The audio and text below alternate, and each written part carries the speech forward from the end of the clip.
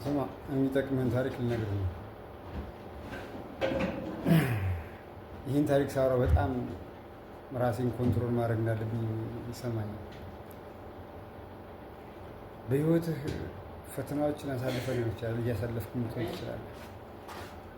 ግን እኔ ከምነግርህ ታሪክ ጋር በጭራሽ ሊገናኝም ሊወዳደርም አይችልም።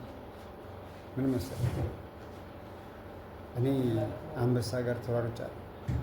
ምንም በሌለበት መንገድ ውስጥ፣ ምንም በሌለበት አማራጭ ውስጥ ፊት ለፊት ግድንግድ አንበሳ ነው ፊት ለፊት ይመጣል።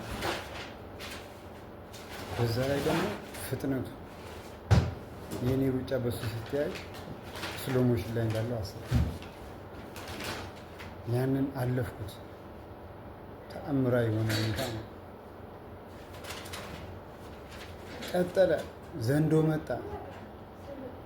ዘንዶውንም ሰከስኩት።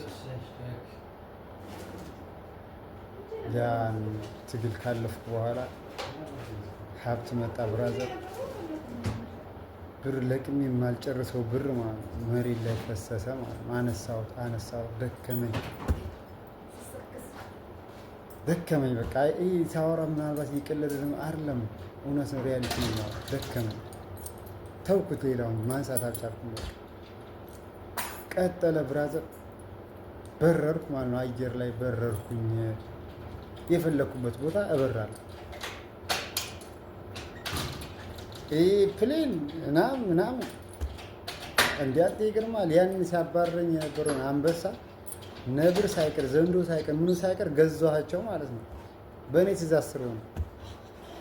በእኔ ትእዛዝ ስር በቃ ጋለብኳቸው በለው። በቃ ምን ልበል፣ አለፈ። ይሄም አለፈ። የማያልፍ የለም። ይህ ቤት ምናምን መኪና ምናምን ይህ ምን አለው በእናትህ። ፕሌን፣ ይህ ግል ፕሌን አለፈ በቃ። ይህ ሁላ የነበረ ሰው ነው። ገብቶሃል? ግን የሚገርመው ስነሳ ለካ በህልሜ ነው ብራዘር። ባዶ ነበር። አሁን አንተ ተቸገርኩ ብለህ ታወራለህ። ደነዝ